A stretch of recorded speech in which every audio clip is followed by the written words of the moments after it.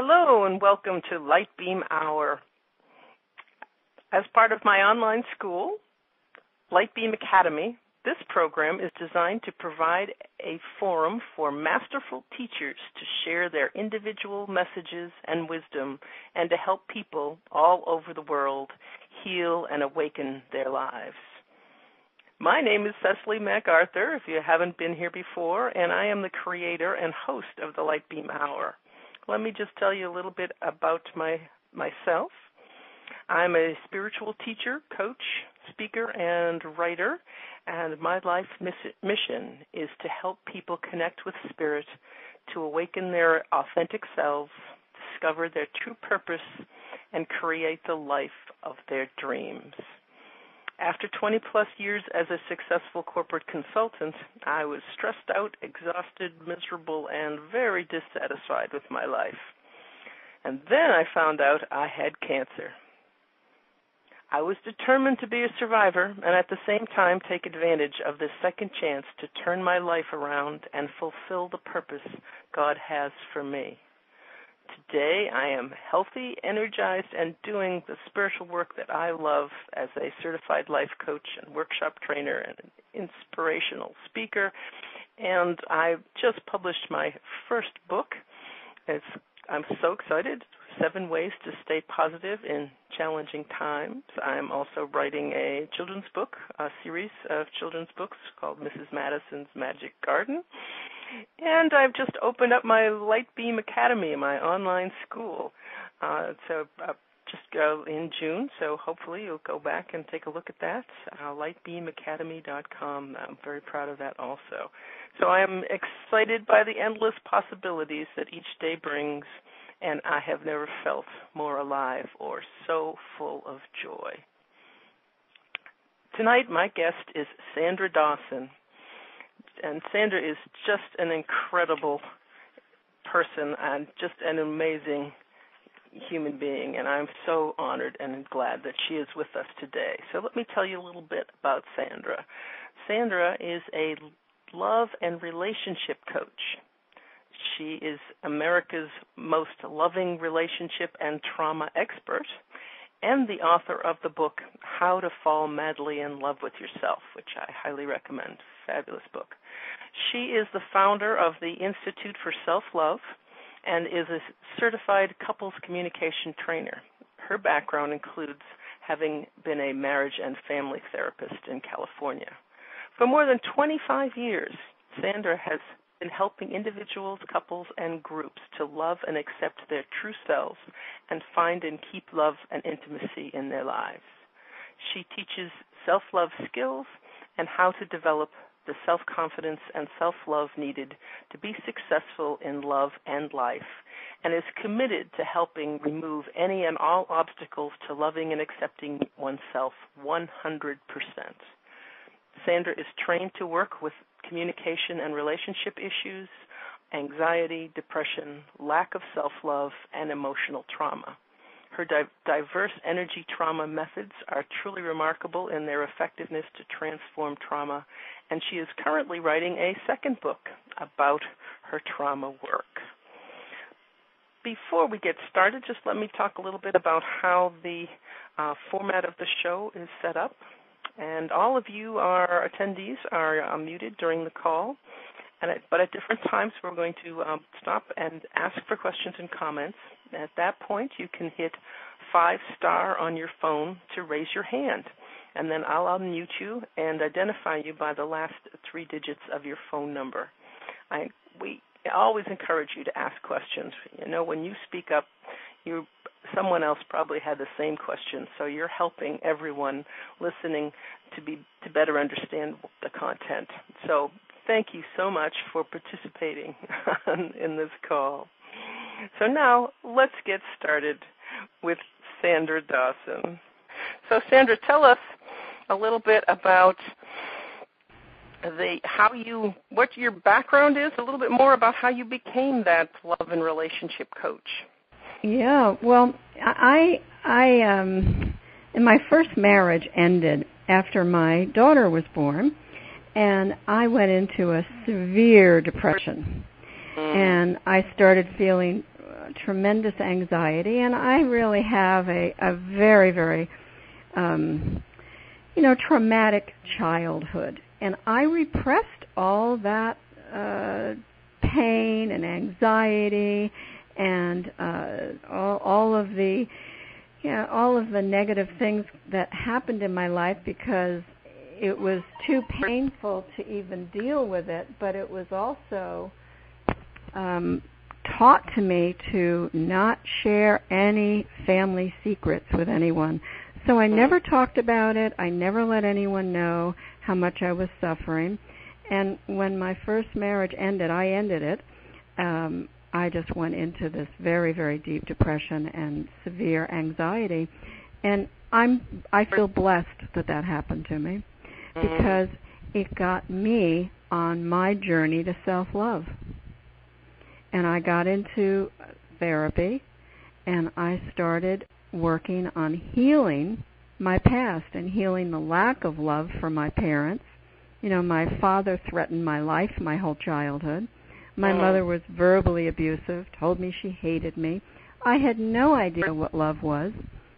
I did know that I wanted to be loved, but I was also in a place where I wasn't able to give love either, because when you don't know how to love yourself, you really don't know how to give love to another person. And so, I could be one of these women who blame my ex-husband for our marriage ending. No, that's not true. It was both of us. Neither of us knew what to do.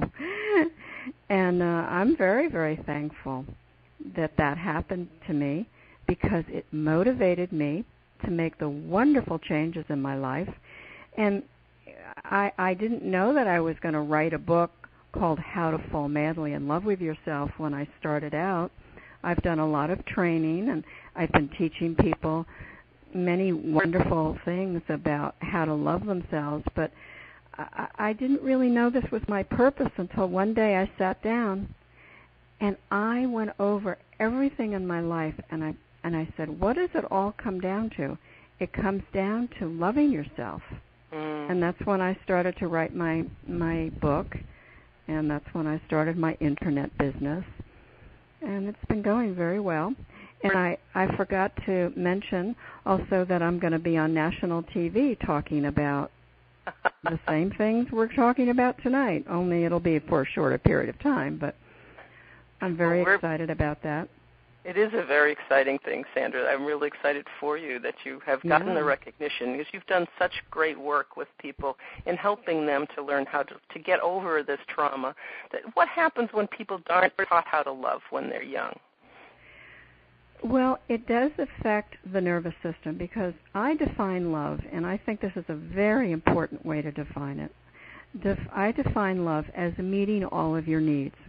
And when a human being is born, they were taken care of in the womb. All of their needs were being met, and now they're being born, and they still need to have all of their needs being taken care of. And if they're not taken care of, it causes the nervous system in a human being to react.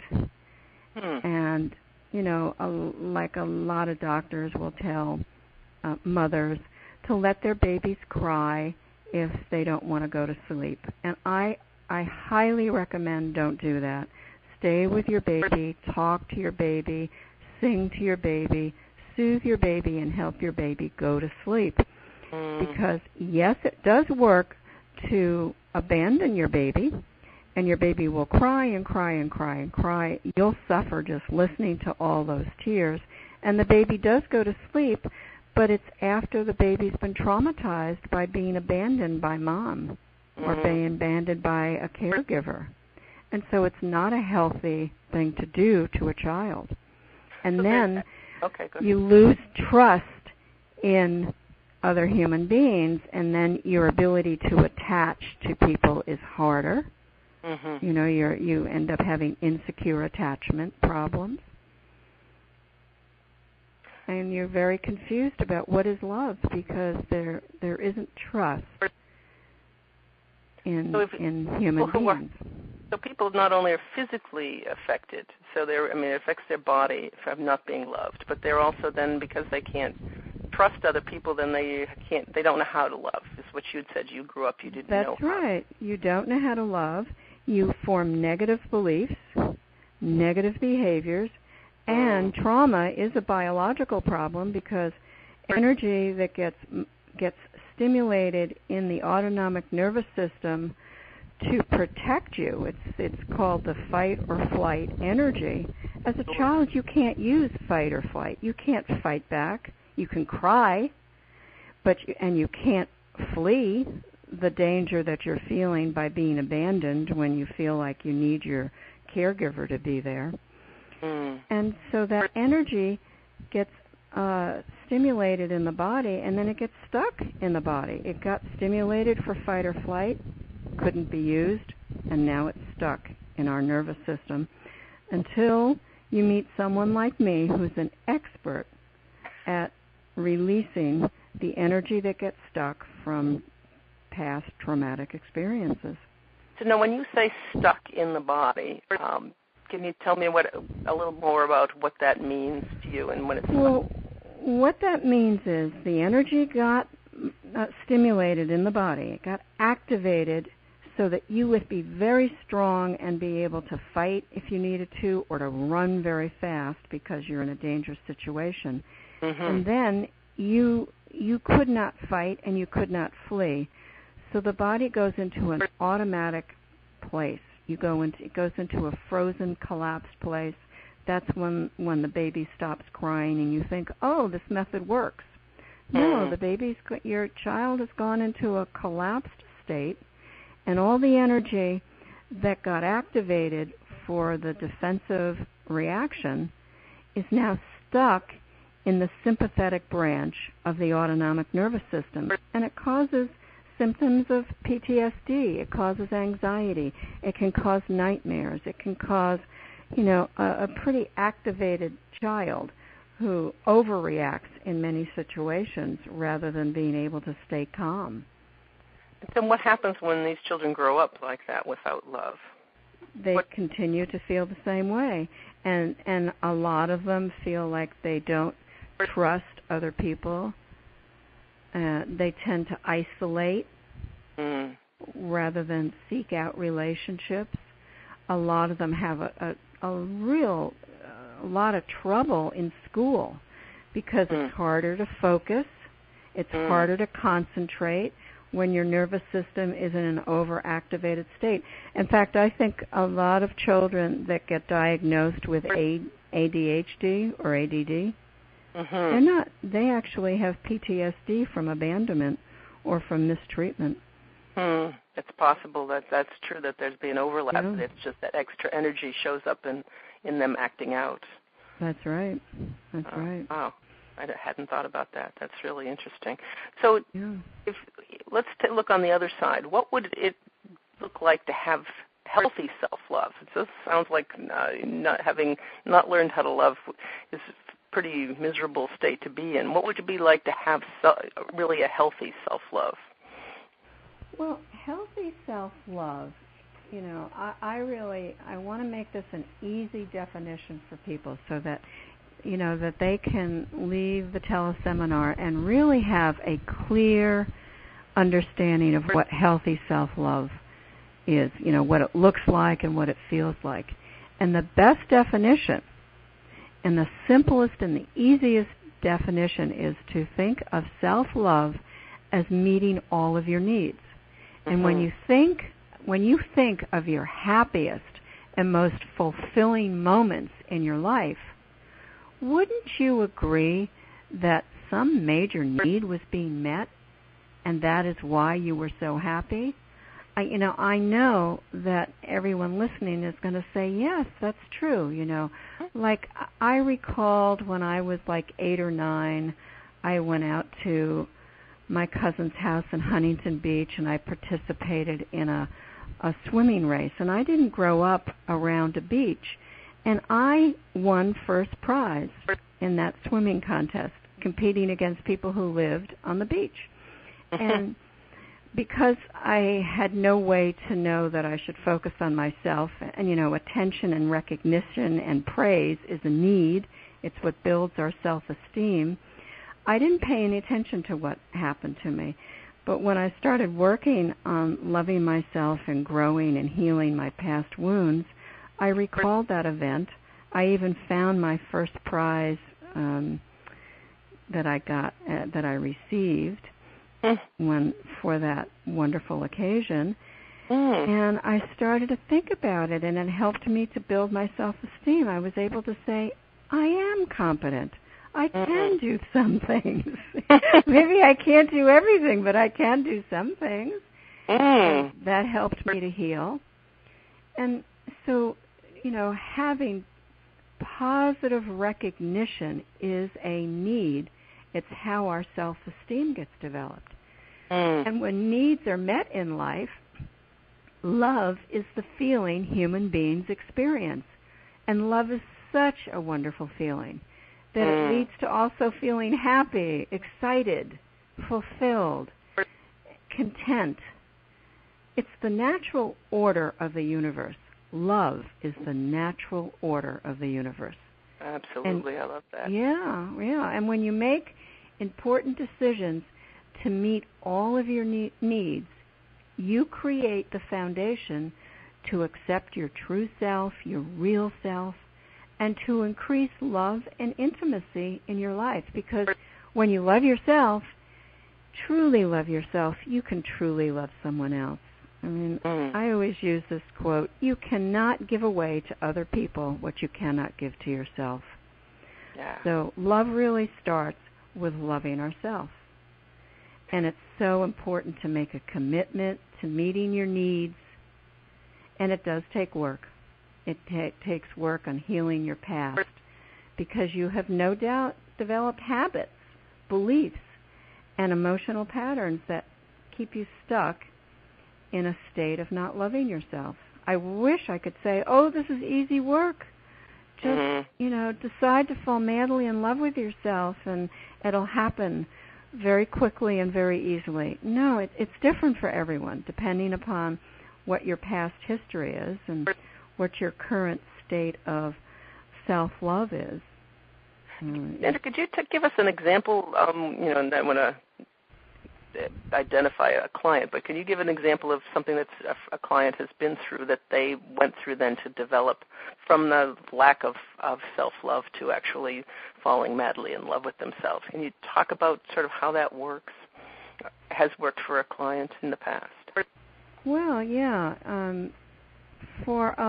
I think a lot of my clients, when I start working with them, they are not aware that they actually have a traumatized nervous system, which means that they're not aware that they have stored energy in the sympathetic branch of their nervous system that gets activated when they try to take a new path, when they try to make a change, or they want to assert themselves, or they want to do something new and different in their life, and they get afraid and they stop making the changes because of it. And they're not aware of it. It's something they're just used to, or they Yeah, they're just used to it. It's like, I just don't go there. I don't do that. And one of the things that I try to tell everyone, if you do have a major upset in your life, like I did, and you become clinically depressed, and you have panic attacks, and you're having a very, very hard time with relationships and feeling okay about yourself, you could think of that as, this is so horrible that this is happening to you. But the truth is, it's a blessing. It's a blessing because it's so severe that you cannot ignore it any longer. It's going to get you into therapy. It's going to get you to do, hopefully it will get you to do healthy things for yourself, which is to heal your past, heal your trauma, change your negative beliefs, learn to love yourself, accept yourself, respect yourself. Now, unfortunately, some people turn to, addictions. Sure, that's an open issue for self-medication. Right. And so many of the clients that I have seen have been abused by their parents. You know, some have been beaten by their mother, some have been abused by their fathers. You know, and I'm an example of someone who was abused by my mother and by my father. I mean, it's for me, I felt like I grew up in a war-torn country, you know.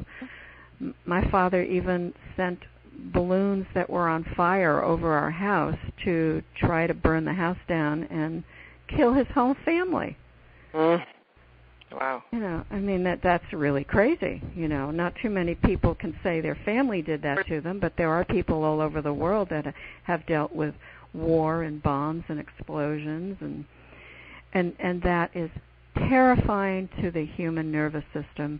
But the good news now is, while trauma and an overactive nervous system in the past has been a jail sentence, most people who got traumatized had to live with their overactive nervous systems for their whole entire life. Now there is, and I'm trained in the best and the latest techniques that are energy techniques to release the energy. And what's been discovered in the decade of the 90s, which is called now the decade of the brain, is that our body has an innate capacity to heal trauma, just like our bodies have an innate capacity to heal a broken bone or to heal from an infection or a virus.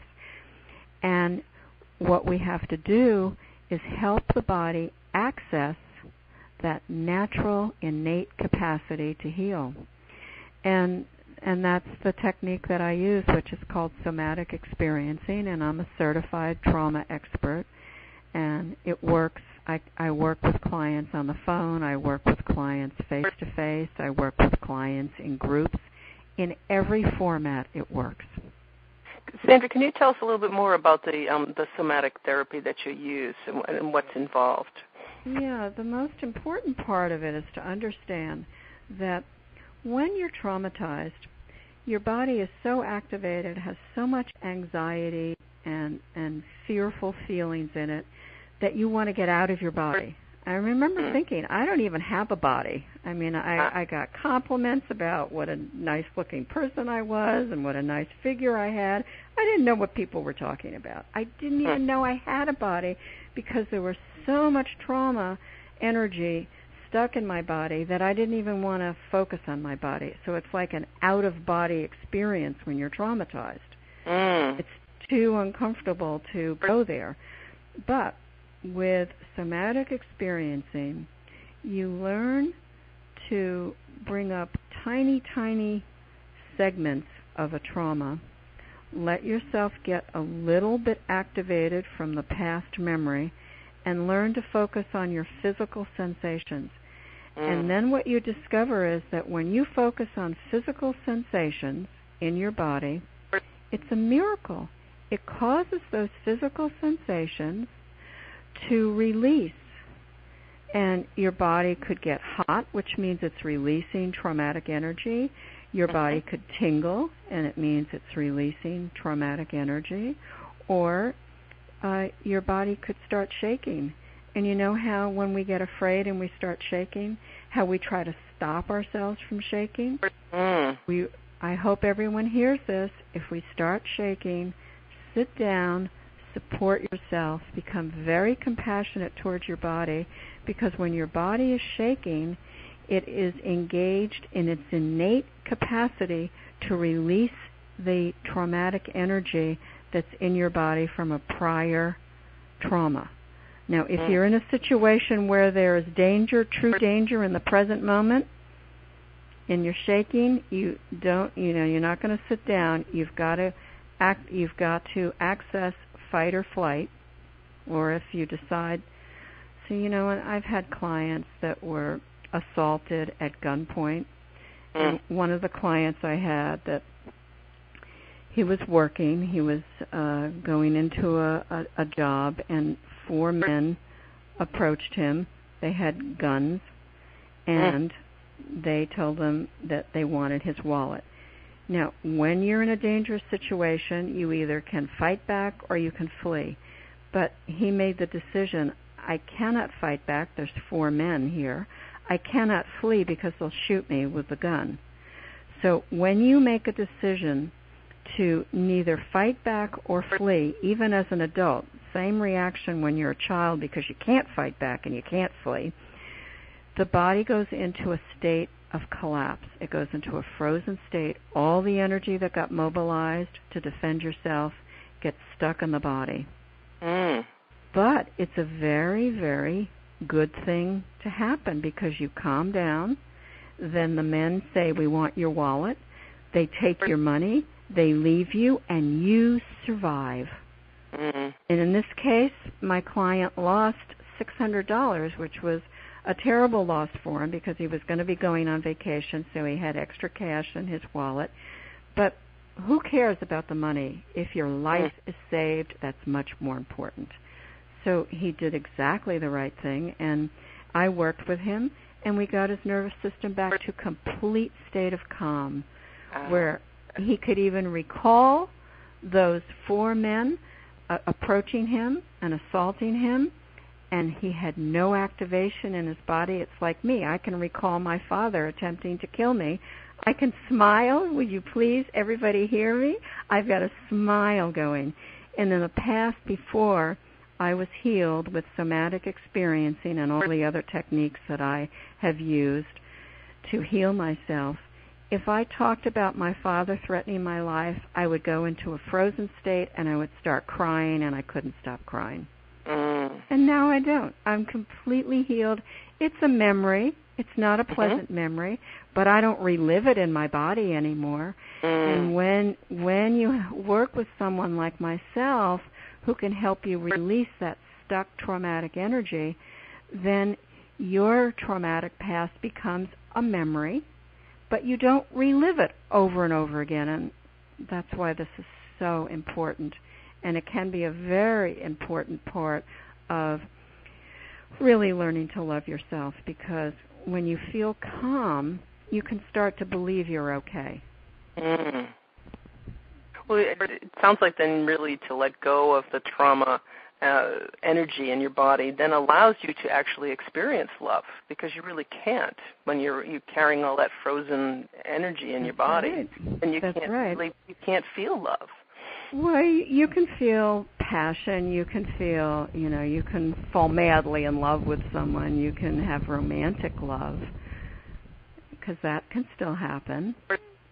But you don't feel the wonderful, calm joy and the flow of energy in your body that's supposed to be our natural state of being. When we look at children and we see how happy they are and how they run around with smiles all the time, that's because, they have that calm, flowing energy in their body. It hasn't been disrupted yet. It hasn't been distorted. And we can get back to that.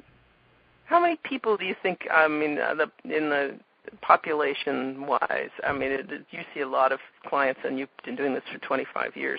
So, you think the majority of people have been traumatized in some way and are carrying this negative energy in their bodies? I think, what I'm being told by many of my clients is, I used to think it was a majority, like I would say 60, 65%. But what my clients are telling me is that they think it's a much higher percentage than that, because people don't talk about trauma. It's just, you feel too ashamed. An automatic feeling that goes along with being traumatized is to feel shame. Yes. Because the left brain of the human being judges ourselves when we don't have power, when we feel helpless. And when the body goes into a collapsed state because we've made a wise decision not to fight back or flee to survive, the body, the left brain, still judges ourselves negatively, and we feel very, very deep shame. I walked around most of my life, I would say up until the age of about probably 38, thinking, there's something wrong with me. There's something wrong with me. And that came from the deep shame that I felt, because I was powerless to stop the abuse that was being done to me. And all children are powerless. I mean, sometimes when children get to their teenage years, they start fighting back. They start taking their power back, which is very positive. But you don't usually do that before you're a teenager. You know, you're feeling the powerlessness of being overwhelmed by adults that are bigger and stronger than you are. Would you say that most trauma then really does come from childhood? I mean, you talked about the guy who was attacked by four guys with a gun and took his wallet. Certainly, that's more of a present day thing. But most people carrying things that happened to them when they were very young and had no power. Yes. And if someone is being traumatized by an assault that happens when they're an adult, or if they're, you know, I have a lot of clients who come back from the Iraq and Afghanistan. If those are the events that cause the trauma, they usually seek therapy right away because they've never felt this way before. They've never had all this activation in their nervous system, and so they notice the difference. They notice the difference. But if you've started out with trauma as a child, it's almost like, oh, this is the way life is supposed to be. I really didn't know it was supposed to be any different. Yeah, well, that was what you were familiar with, and so you had no reason to think it should be different. That's right. That's when you're a child, yeah. Exactly. So we're going to talk in a minute about some things that people can do to get started through this growth process and to start really falling madly in love with themselves. But I would like to just take this opportunity to ask people if there are any questions, anyone in our audience. So we're about halfway through, and want to see, again, 5-star on your phone if you would like to have a question or a comment for Sandra at this point. Anyone?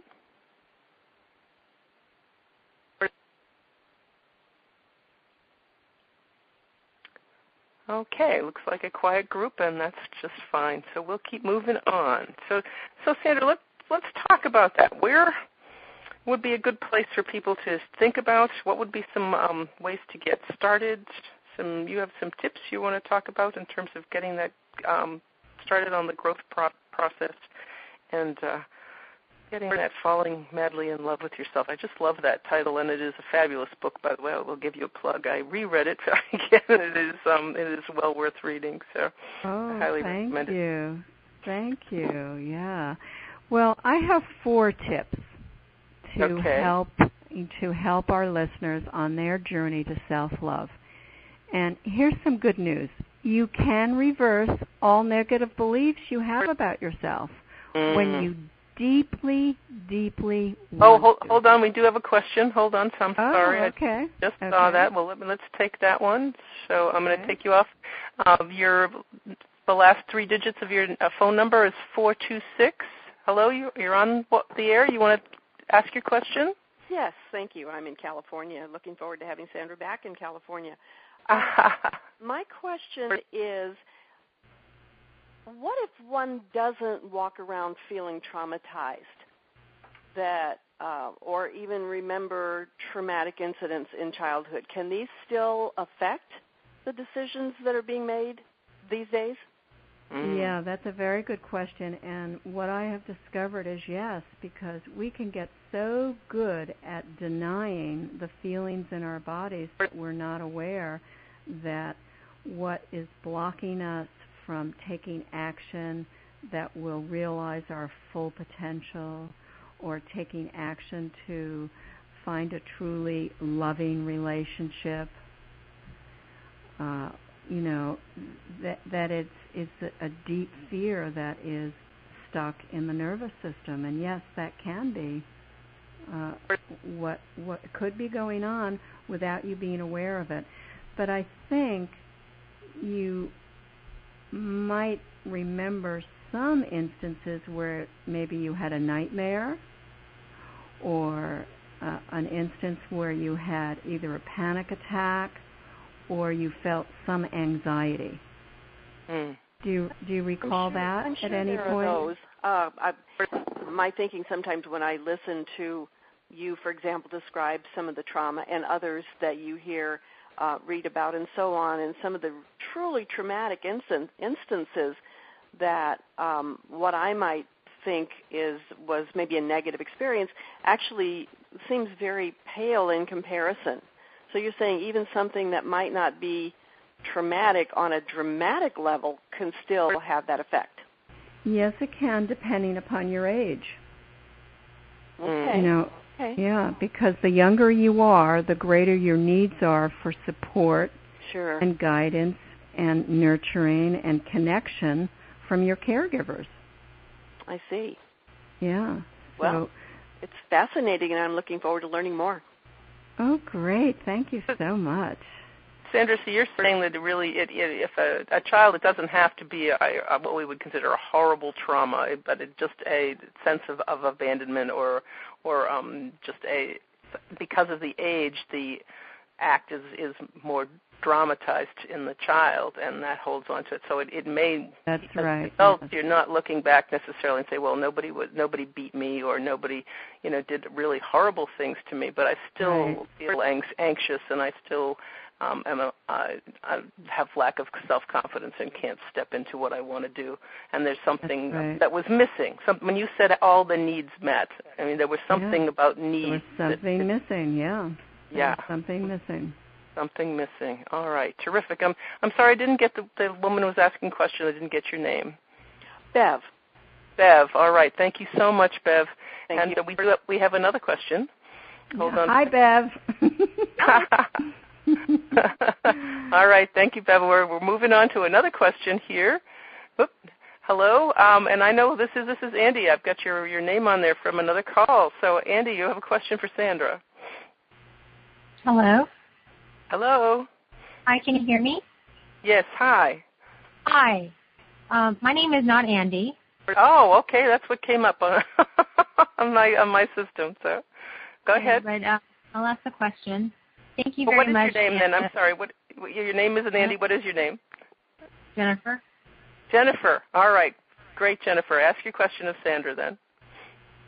Thank you very much, Sandra, for telling your story. It's just really, it feels good to meet somebody, even over the phone, who has gone through something similar. And I went through something similar as you did, and except the abuser was my mother. She was verbally abusive and threatening me all the time when I was younger. Oh, and thanks. And I think it was due to her lack of parenting skills, as well as her dissatisfaction and unhappiness in her own life. She was raising me on her own. And my biological father didn't want to have anything to do with me because he just didn't like girls. As hard as that it is to believe, he just honestly did not like women. And so when he divorced my mother, or vice versa, he took my older brother and me, actually, and then my mom came back and took me out of his care when he wasn't home. And so we were separated. And, we grew up as only children for a very long, long time, and I didn't see my brother again until, actually lived with him until I was like a teenager, like 12, 13 years old. But when I was 9 years old, I remember, and this is so weird for me to even say this out loud because, as an adult you would think I would know, but I don't. When I was a little girl, a man, I think he was about 49 or so at the time, he kissed me in a way that was inappropriate. Oh. If I had a daughter, I don't have any children. Are you there? Yeah, I'm here, but I lost you for a moment. Yeah, I know. I heard somebody say it's invalid option. So, I think it was something technical. Anyway, he kissed me in a way that's not appropriate. You would never, approach a 9-year-old girl like that. And the reason I'm telling you all this is because, it bothered me a lot, and for years and years. I remember telling my girlfriends and, kind of swapping stories about how we were molested and all that. And then now I'm in my 30s, and, I've told the story to another therapist. And I haven't had therapy for very long, but because it's been hard to find a therapist who really knows what they're doing. I don't want somebody just to sit there and nod their head and go, "Oh my God, I'm so sorry that happened to you." I mean, exactly. friends do that. Exactly. I want something more. So anyway, I was telling her this, and after telling her all of this, and it only took me like maybe 30 minutes to tell her everything, I was so relieved. It was like, and the way she responded to me, the things that she said, made me feel so like it was very effective, what she said to me. It made me feel very, I don't know, whatever it was. I'm not sure exactly how to put that in words, but she was very just effective with me. And now I don't feel as traumatized by it. And also because I'm older, I think, I'm able to look at it from different eyes than I was able to when I was, a teenager or even in my 20s. How do you actually know when you are free from it, or you've been free from the trauma? And how do you know? What are some signs? You know because you can recall the event, and your body stays calm. You feel joyful. You feel happy, and you can feel energy flowing your body, even when you recall the specific event.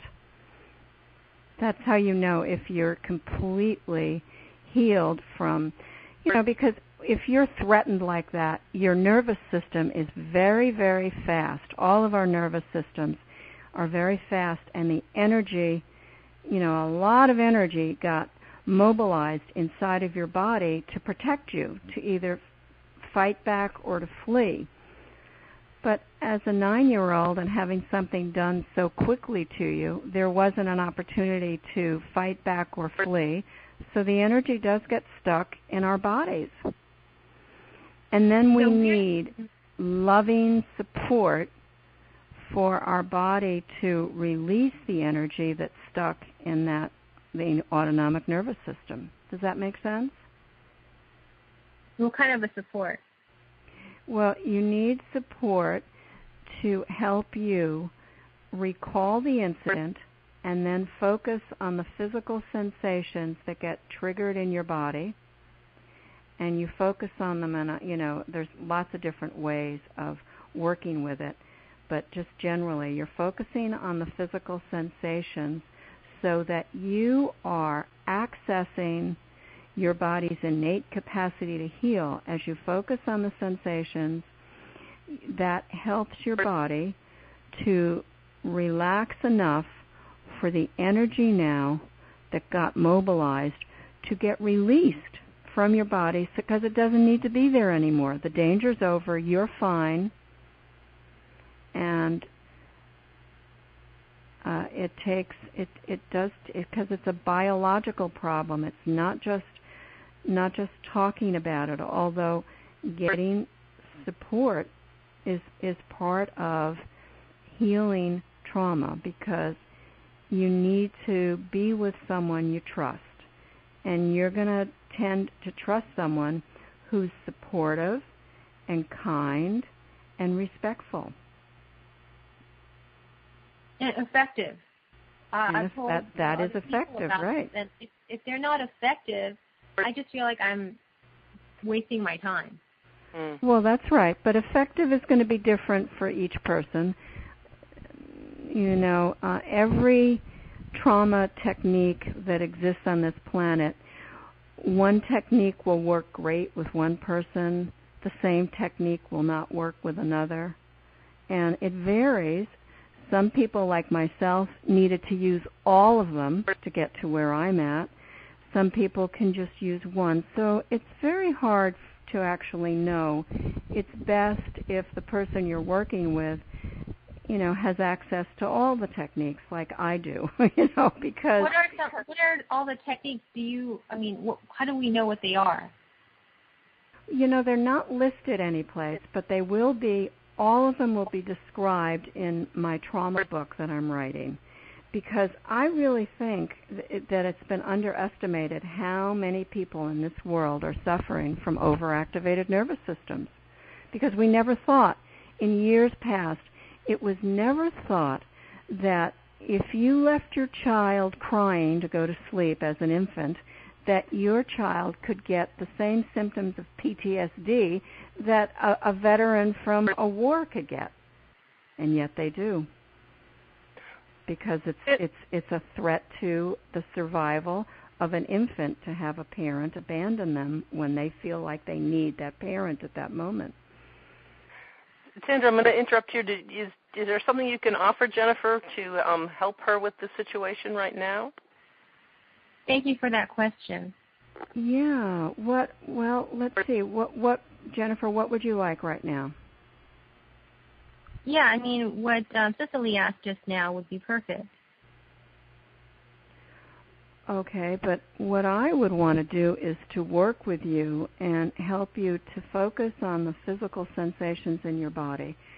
What I could do is I could teach you a technique that everyone listening could also use. That'd be and great. This is another wonderful technique, and you know it's sort of a form of orienting, and I call it the slow scan technique. What I'd like you to do after I describe this technique is turn your head from left to right. Do a 180-degree turn and look at everything in the environment that you're in as you turn your head from left to right. And after you've looked at everything, come to the conclusion, if this is true, and say out loud, "I'm safe." Then turn your head from right to left, another 180-degree turn. Look at everything in your environment, and again say, if it's true, you've just checked your environment out, and if it's true, say, "I'm safe." And what you may notice instantaneously is your body feels calmer than you have ever felt it to be. And this is a technique you can use every single day of your life to start helping your body heal.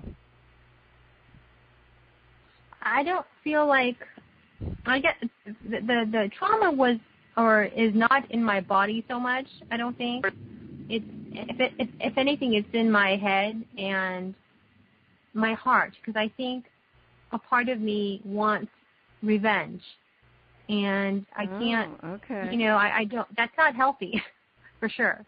You know, and I just want. Well, no. Can I? I want to. Go ahead. Hello? Sandra? Oops. Sandra just dropped off. Oh, my goodness. Okay. All right. Hopefully she will come back. Jennifer, did you try what Sandra had suggested? Just now?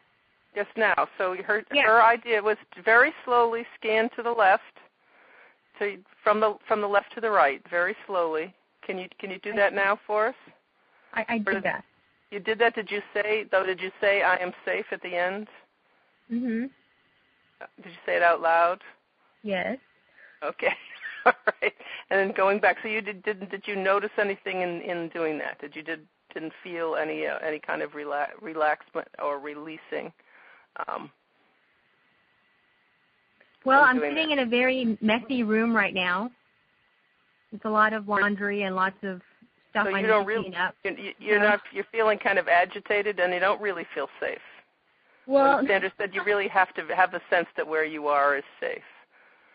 I think she was trying to say that I'm okay, I'm safe, nobody is harming me. Yes, but sometimes if the environment is aggravating, that's also a possibility of. I think that's to each person, but Sandra do a lot of meditation. Hello, Sandra. Hi. Yeah, You're back. I don't know what happened. That's so funny. That's all right. I was just talking to Jennifer. She said she did practice the slow scan, and she didn't feel any difference in doing that. What would you I know. Point? Yeah, I would say that it's very possible what you just brought up, Cecily, is that Jennifer at this present moment doesn't truly believe that she's safe in that moment. So that would influence the effectiveness of it. But also, I want what I was saying before I got disconnected. I don't think you heard what I said, Sandra. Oh. You didn't hear, when you dropped off, you didn't hear what I said. What did you say? I'm fine. I don't feel unsafe in my body, and I don't feel like anybody's harming me. I did the exercise, turning my neck from, left to right and right to left again, scanning the room and saying, I am safe out loud. Now, I'm sitting in a room with a lot of laundry and, a lot of things to do, so I said that out loud, and Cecily said, well, that might cause agitation. But I said to her, no, it doesn't cause me agitation. I think each person is different as to how they respond to the exterior world. I feel fine with myself. When you think about this, when you think about the incident where this man kicked you at the age of 9. No, I didn't say kicked. I said kissed. Oh, kissed. Oh, okay. Inappropriately kissed you. All right. And when you think about that and you imagine that event, what happens in your body? What do you notice happening? I don't want to imagine it. Do you want to imagine it? Well, that's how you heal it. That's how you heal it, is to imagine it and let your body have its natural reaction, and then be very compassionate and focus on the physical sensations in your body. Do the slow scan technique, and what you will notice is whatever discomfort you felt in your body will all go away. And then you'll learn, I can let myself feel the discomfort of that traumatic event, and it will go away. It will release. I will heal. And for those of us who have been traumatized, that's a very, very major change in our thinking, because we don't want to think about it, because we've lived with it for years, and every time we've recalled it, we got very, very activated, felt very uncomfortable, and we had no way to relieve ourselves, to soothe ourselves, or to calm ourselves down. And that's what the new trauma techniques allow for you to have now, access to wonderful, brilliant techniques that will calm your body down and bring you back to a state of peace and joy. So, Sandra, you're saying that really, as Jennifer's situation, you really have to face what happened to you. Yes, you need to be. There can't be any denial. Yes. You have to, and you can't stuff it. You've got to really go at it and allow your body to experience it in order to let it go, along with some techniques that will help to release the energy. But that's very important. Very important work to do. And if I were working with Jennifer, I wouldn't work on the trauma first, which is, what I would work on first, Jennifer, is identifying times in your life where you felt happy and fulfilled and powerful. And because you need to have some internal experiences of feeling good in your body. And unfortunately, a lot of traumatized human beings don't have those experiences. So we've got to create them. You've got to create them and start to know, I can feel good. Does that make sense? Who are you asking? Jennifer was asking. Jennifer. Yeah. Does that make sense to you? I'm trying to remember when I felt strong and powerful. Are you talking about emotionally? What way are you talking about? Physically and emotionally and mentally. Strong and powerful. Yeah. Strong and powerful physically.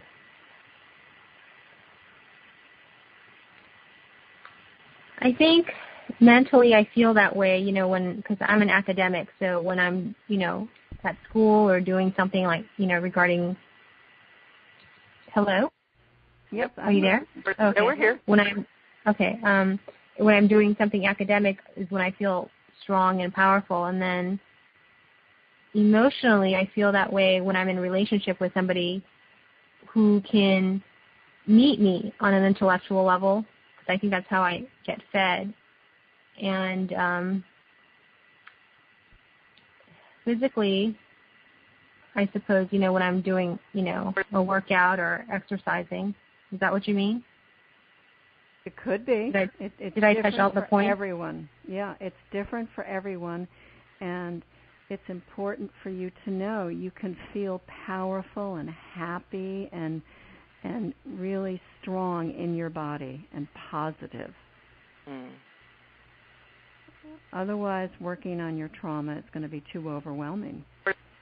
If anything, I think I feel strong most of the time, mentally, physically, and emotionally. But I find that I can be really impatient. Okay. And I feel like a need was not met, and the need that was not met was, when I told my mother what had happened. By the time I told her, I was an adult. But the reason I didn't tell her, in hindsight, is because growing up, I didn't feel loved. I didn't feel the the welcome mat saying, okay, if you have anything you want to talk about, come to me. I never had that. And so, as a child, being so shy and so reserved, I didn't speak unless I was spoken to, really.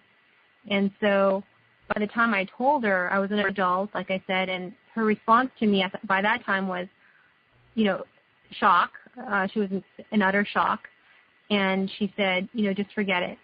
Just forget what happened. Oh, I'm sorry. Yeah. And what she did was she called that man's wife and told her. And I'm sure she started something there after that. But and I saw other people, like his relatives, because this man was actually a man of the cloth. And so, and he was always around children. And so I'm not sure what happened to him after that. But, when I look back, when I think about it, and I do think about it because I am a humanitarian and an activist, and so I just kind of wonder what kind of world we're living in. And I wonder if he's still working with children. And it does make me, angry to think that somebody like that is living his life. And for me, I had to go on with my life in secret and in shame and in fear of men because of what happened.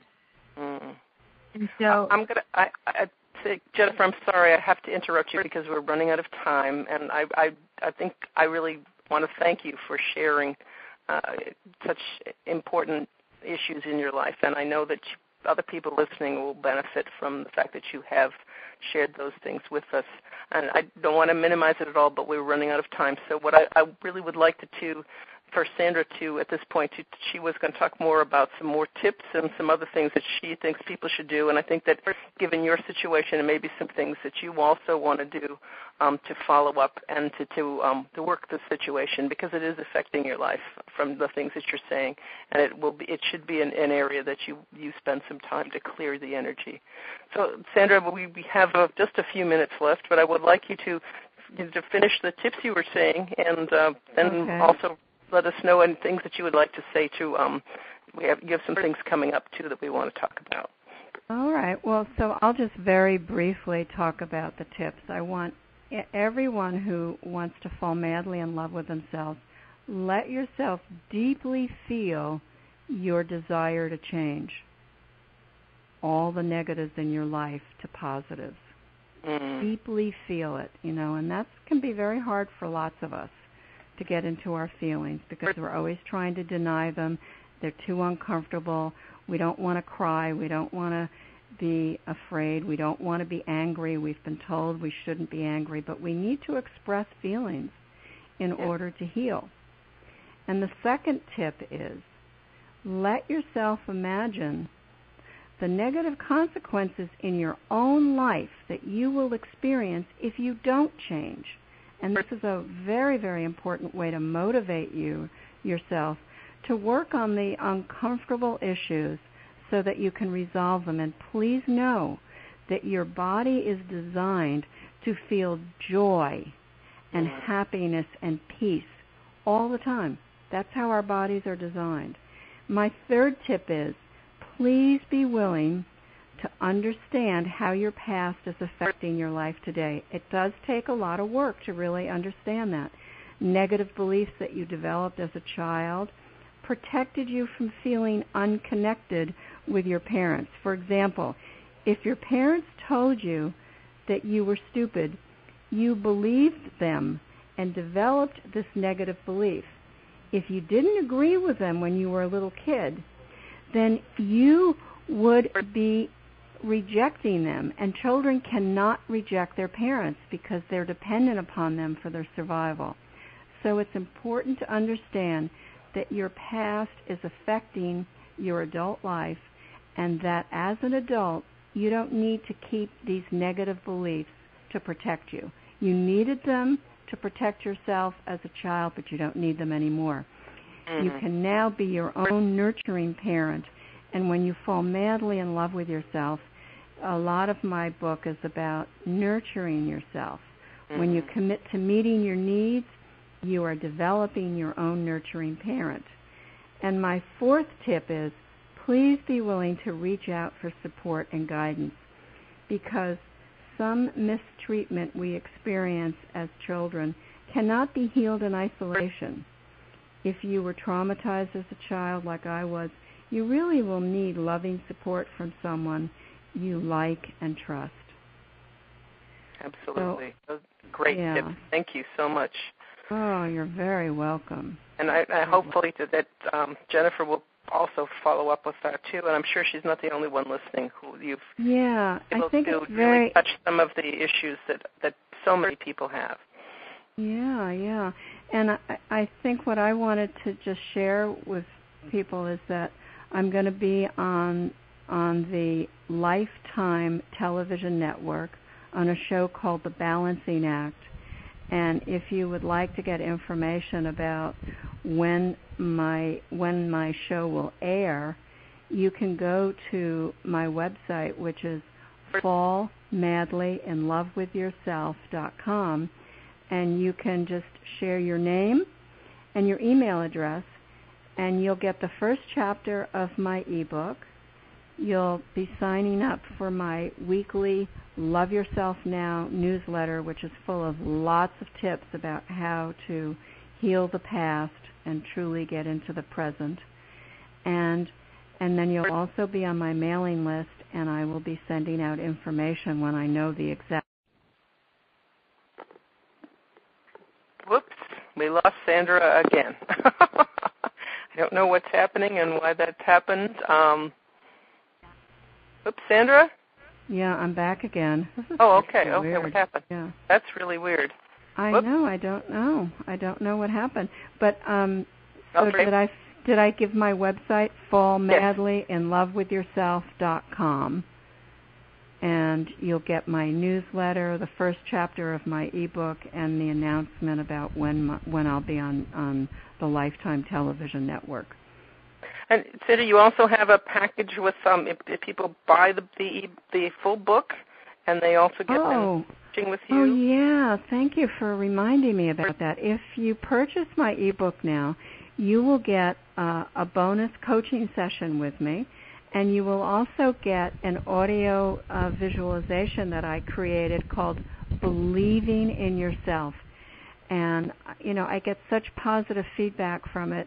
My clients tell me it helps them so much to change their negative beliefs and really feel calm in their body that I just want to give this away free when you get my ebook. So, and on my website, fallmadlyinlovewithyourself.com, there is a link at the top where you can go to learn about my ebook and purchase it now if you would like to. That's fabulous. Thank you so much. And I also wanted to let people know we've also set up from the lightbeamacademy.com. People have went into their originally to the /events. Go to lightbeamacademy.com/lovewithyourself, and you'll go right to the page to get the ebook.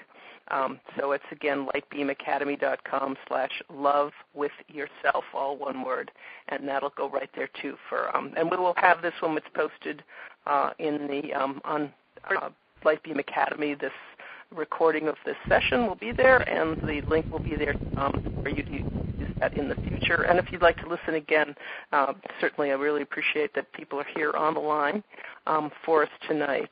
Now, Sandra, any final words that you'd like to say to people? And we've run a little over, but I'd like to give you an opportunity to just sort of close with people. What would you like to say? Yeah, well, I would just like to thank everyone for being on the line and really be very proud of yourself when you decide to listen to a conversation about learning how to love yourself. You have already made the decision that you want to love yourself more, you want to heal your past, and that's something that you should be very proud of and be very compassionate towards yourself. You deserve to love yourself. You deserve to know that you are brilliant, that you are creative, that you are capable, that you are loving, that you are lovable, that you are witty, and you are wise. You were born with all of that. Every one of us is. Every one of us is special and unique, and you need to love yourself for your specialness and your uniqueness. And thank you so much for participating. It's been a pleasure talking to you, and I'm here to help you in any way I possibly can. My mission is to increase love on our planet, one individual, one couple, or one group at a time. Thank you so much. Thank you Sandra, for having me, Cecily. Thank you so much. That was so generous and very passionate. I really could feel the energy in that, and I just love you for your wonderful interview here tonight and for all of the work that you've done. So thanks so much for being with us and really doing such a great job. Just wanted to let people know that we've got our next call coming up on July 28th, and I have Joya Barnes is going to be with us. She is a hydrotherapist and an intuitive healer, and she's going to talk about the importance of keeping your body cleansed. So Sandra talked about getting rid of negative energy.